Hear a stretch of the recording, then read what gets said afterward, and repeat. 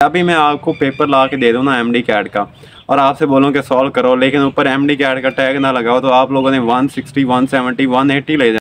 तो 68 MCQs bio के 40 minutes में सॉल्व किए जा सकते हैं। आपने पहली दफ़ा आपने सॉल्व कर देना, वो आपने 160 एमसीक्यू के लिए सॉल्व करना है, बिल्कुल रिलैक्स हो जाना है।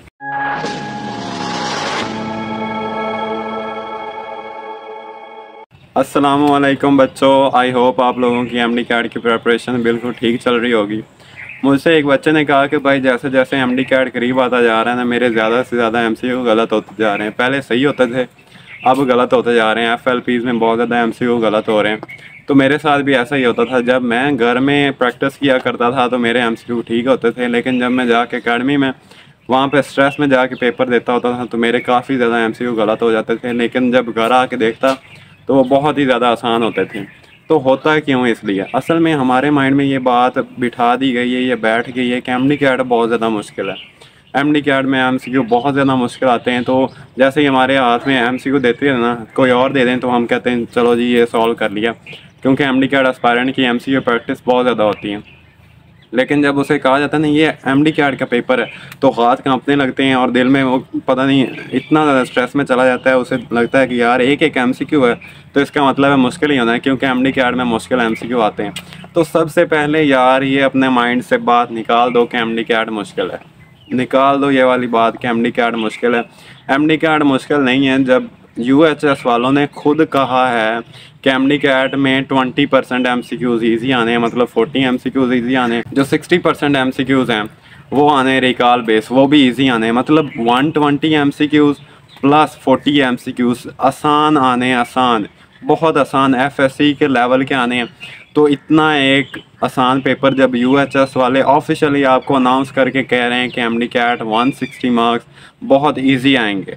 अब जो एफएससी वाला बच्चा होता है ना, अब उसे दे दिया जाए ना पेपर कि ये वाला सॉल्व करो, तो वो 160 एमसीक्यू से ज़्यादा ले सकता है आराम से, जब तक उसे ये नहीं पता होता कि ये एमडी कैट का पेपर है। अभी मैं आपको पेपर ला के दे दूँ ना एमडी कैट का और आपसे बोलूँ कि सॉल्व करो, लेकिन ऊपर एमडी कैट का टैग ना लगाओ, तो आप लोगों ने 160, 170, 180 ले जाने हैं, चाहे आपकी प्रेपरेशन ना हो। तो सबसे पहले यार अपने माइंड से ये बात निकालो कि एमडी कैट मुश्किल है।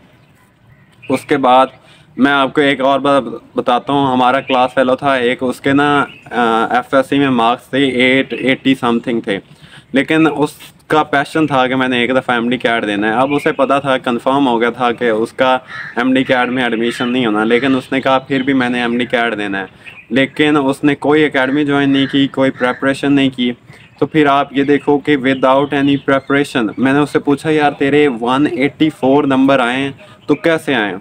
मैंने कहा तेरे ऊपर स्ट्रेस नहीं थी? वो कहता है यार स्ट्रेस किस बात की, मैं तो बिल्कुल चिल था, मुझे पता था कि मेरा एडमिशन नहीं होना, मैंने तो बिल्कुल आराम, इतना ज़ीरो स्ट्रेस था, माइनस में स्ट्रेस था। वो कहता है माइनस में स्ट्रेस लेके मैंने आराम से पेपर सॉल्व किया और 184 नंबर लिए हैं। 184 मेरे सेकंड अटैम्प्ट में नहीं आया नंबर। तो इससे आप अंदाज़ा लगाओ कि स्ट्रेस होता नहीं है यार, बस हम लोगों ने अपने माइंड में बिठाया हुआ है कि एमडी कैट मुश्किल है। एमडी कैट मुश्किल नहीं है। सबसे पहली बात होगी, जब हमने एमडी कैट पेपर सॉल्व करना नहीं है, एफएलपी सॉल्व करना है, तो सबसे पहली बात होती है स्ट्रेस की। तो स्ट्रेस निकाल दो अपने माइंड से, एमडी कैट को निकाल दो। हमने 160 तक एमसीक्यू आराम से सॉल्व कर लेने हैं, ऊपर वाले 40 एमसीक्यू हमने सॉल्व करने हैं फॉर एमडी कैट। पहली बात होगी स्ट्रेस मैनेजमेंट की। दूसरी बात जो बहुत ज़्यादा इंपॉर्टेंट होती है before solving the MDCAT final paper, वो क्या आती है? वो होता है टाइम मैनेजमेंट, जो मुझसे भी नहीं हुई थी, हालांकि मेरी प्रेपरेशन पूरी थी। टाइम मैनेजमेंट किस तरीके से होती है? टाइम मैनेजमेंट आपने करनी है इन द फाइनल पेपर, तो आपने एफएलपी से ही अपना स्टार्ट कर देना है टाइम मैनेज करना। उसके लिए आपने क्या करना है, आप डिवाइड कर लो। आपके पास 200 एमसीक्यू होने हैं और 3.5 घंटे, मतलब 210 मिनट्स होने हैं। तो हर एक एमसीक्यू के लिए तकरीबन 1 मिनट बनता है, ऊपर वाले 10 मिनट निकाल दो। तो इसके लिए अगर आपने एफएलपी सॉल्व करना है ना, तो एफएलपी आप एकदम से सारा सॉल्व ही कर सकते हो, या आप लोग ये कर सकते हो कि एक दिन में या सुबह सुबह उठ के अगर मैंने बायो सॉल्व करनी है तो इतने मिनट में करनी है, उसके बाद केमिस्ट्री करनी है दोपहर में, उसके बाद शाम में फिज़िक्स करनी है, तो इतने मिनट में करनी है। जो मेरे हिसाब से, वैसे तो इतना ये आप अकॉर्डिंगली आप जिस तरीके से ईजी होते हो ना वैसे आप सॉल्व कर सकते हो। लेकिन अगर आप मुझसे पूछो तो 68 एमसीक्यूज़ बायो के 40 मिनट्स में सॉल्व किए जा सकते हैं। 40 मिनट्स बायो के हो गए। उसके बाद 1 घंटा हो गया केमिस्ट्री का, केमिस्ट्री 1 घंटे में हो जाएगी। उसके बाद आधे घंटे में हो जानी है लॉजिकल रीजनिंग और इंग्लिश, ये वाला टाइम होता है। बाकी जो 80 मिनट्स है ना, मतलब 1.5 घंटा है आपके पास, वो फिज़िक्स के लिए होना ही होना चाहिए, चाहे जो मर्जी हो जाए।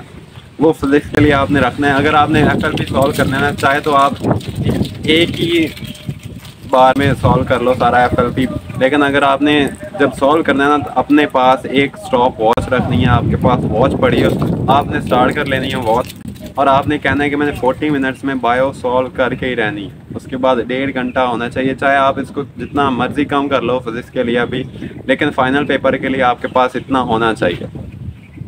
अब आ जाते हैं हमने पेपर सॉल्व किस तरीके से करना है, ये स्ट्रेस मैनेजमेंट, टाइम मैनेजमेंट। उसके बाद जो मेन पॉइंट है वो पेपर सॉल्विंग का है।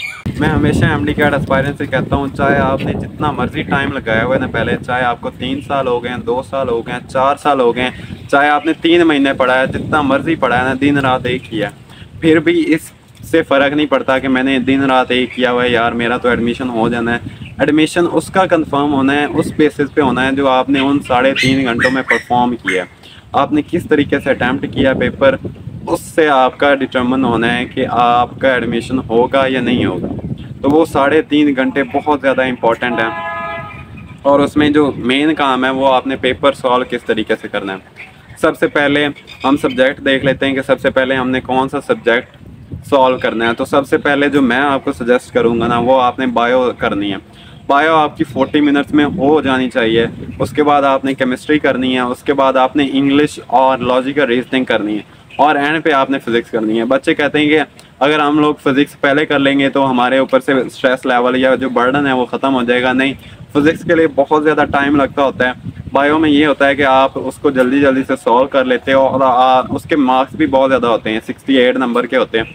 तो हमारे माइंड में ये होता है कि यार 68 MCQs हो गए हैं, 40 मिनट्स में टाइम भी काफ़ी पड़ा है, तो 68 MCQs हो गए हैं। सबसे पहले ये होगी सब्जेक्ट्स की। उसके बाद आपने पहली दफ़ा जब FLP सॉल्व करने ना, FLPs अगर आपने घर में सॉल्व करने हैं, तो आपने अपने साथ OMR शीट, मतलब जो बबल शीट है ना, वो आपने रखनी है। चाहे आप 1 दफ़ा उसे प्रैक्टिस कर लो, चाहे 2 दफ़ा, चाहे 3 दफ़ा, जितनी मर्जी दफ़ा उसके ऊपर बबल फिल कर लो, लेकिन आपके पास वो ज़रूर होनी चाहिए। ठीक है। उसके ऊपर जो सबसे इम्पॉर्टेंट बात है ना, ये मुझसे दोस्तों ने शेयर किया है, यार हमसे ये गलती हुई है। सबसे पहला जो उसका बबल होता है ना, वो MCQ नंबर 1 नहीं होता, वो उसकी ID होती है, वो पेपर कोड होता है। आपने ये नहीं करना कि यार पहले MCQ को सॉल्व कर दिया। सबसे पहला जो बबल है ना, वो ID का होना है। A है, B है, C है, D है, उस हवाले से आपने ID को सॉल्व करना है, ID को फिल करना है, आपकी पेपर ID। उसके बाद जो दूसरा बबल होता है ना, वो MCQ नंबर 1 का होता है। एक ये बात आप लोगों ने माइंड में रखनी। उसके बाद जब आप लोगों ने इन द फाइनल पेपर आप लोगों ने पेपर सॉल्व कर रहे होना ना, तो आपने एकदम से ये नहीं करना कि मैं एकदम से सारे MCQ सॉल्व करता जाऊँ। आपने इसको सॉल्व करना है 3 डिफरेंट पार्ट्स में। सबसे पहले जो आपने पहली दफ़ा आपने सॉल्व कर देना, वो आपने 160 MCQ के लिए सॉल्व करना है। बिल्कुल रिलैक्स हो जाना है, और आपने बैठे होना है, और आपने कहना है यार मैंने बस वही MCQ 160 सॉल्व करने हैं पहली दफ़ा में, जो FSC लेवल के, बाकी 40 को बाद में देख लेते हैं। बायो के लिए आपने देखना है, यार इसका मतलब है कि 10 में से 2 MCQ मुश्किल आने हैं। आपने कहना है मैंने 10 MCQ सॉल्व करने हैं, तो बस 10 में से 2 वो वाले छोड़ देने हैं जो मुश्किल हैं, बाकी आराम से 8 MCQ सॉल्व करने हैं। पहले ये वाला हो गया। और दूसरी बात ये है कि आपने साथ ही ऊपर निशान लगा देना है, जो आपने छोड़ना है ना, आपने ऊपर ही निशान लगा देना है, ये मैंने दूसरी अटैम्प्ट में करने हैं। ठीक है, आपने ऊपर निशान लगा दिया और बाकी सारे MCQ सॉल्व कर लिए। ये नहीं है कि पूरा पेपर आपने सॉल्व करना है। मैं कैसे किया करता था, मैं बायो को अलहदा सॉल्व किया करता था। बायो एक दफ़ा कर ली आराम से, जितने मुझे आते थे आराम से सॉल्व कर लिए, क्योंकि मुझे पता होता था कि ये आसान वाले MCQ सॉल्व करने हैं मैंने।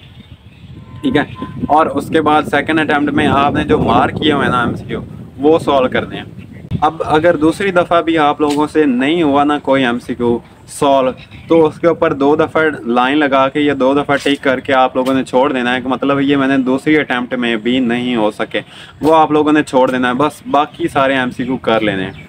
ठीक है, एक ये बात। अब ये वाले जो एमसीक्यू आपने छोड़े हैं, ये आपने सारा पेपर सॉल्व करने के बाद सॉल्व करने हैं। मैं इस तरीके से किया, सारा पेपर सॉल्व करने के बाद इन पे आना है। ये नहीं है कि इन पे ही बैठे रहना और सारा टाइम इन पे वेस्ट कर देना है।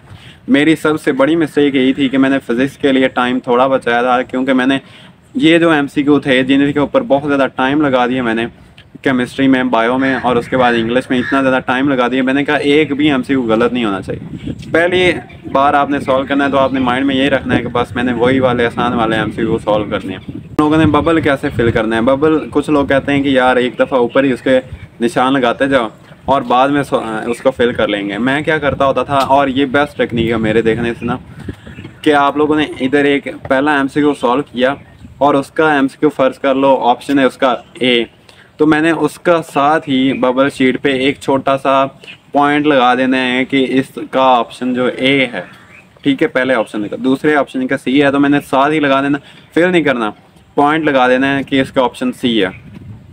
इस तरीके से क्या होगा, जब मेरी एक दफ़ा बायो हो जाएगी ना, तब जो पॉइंट लगे हुए हैं तो मैं वो फिल भी करूँगा और मेरे पास एक ब्रेक टाइम भी आ जाएगा कि हाँ अब मुझे एमसीक्यू सॉल्व नहीं कर रहा, अब रिलैक्स, माइंड को रिलैक्स करने के लिए जस्ट मैं बबल फिल कर रहा हूँ। तो इस तरीके से आपके पास एक ब्रेक भी आ जाती है, माइंड भी रिलैक्स हो जाता है जब आप इस तरीके से पॉइंट लगाने के बाद सबको एक दफ़ा में सॉल्व करते हो, फिल करते हो। Thanks for watching this video. अल्लाह हाफिज़।